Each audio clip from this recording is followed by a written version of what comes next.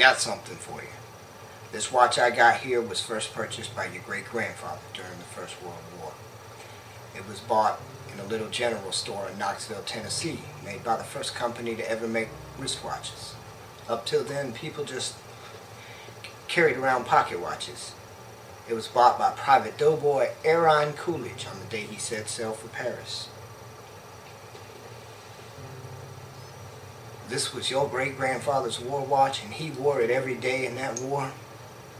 And when he'd done his duty, he went home to your great-grandmother, took off the watch, put it in an old coffee can, and in that can it stayed until your granddad, Dane Coolidge, was called upon by his country to go overseas and fight. The Germans this time, and they called it World War II. Your great-grandfather gave this watch to your granddad for good luck. Unfortunately, Dane's luck wasn't so good as his old man's. Dane was a Marine. He was killed along with all the other Marines at the Battle of Wake Island.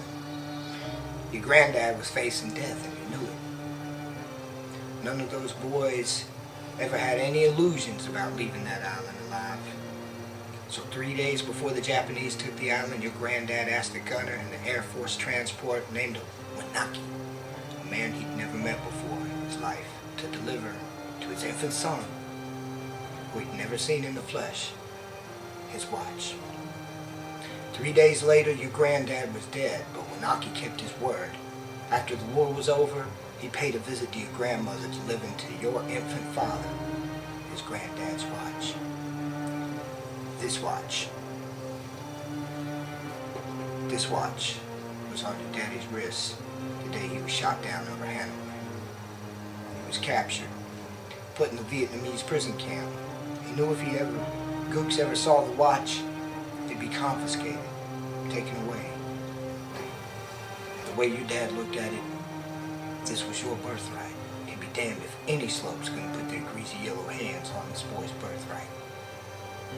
So he hid it in the one place he knew he could hide something. His ass. 5 long years he wore this watch up his ass when he died of dysentery.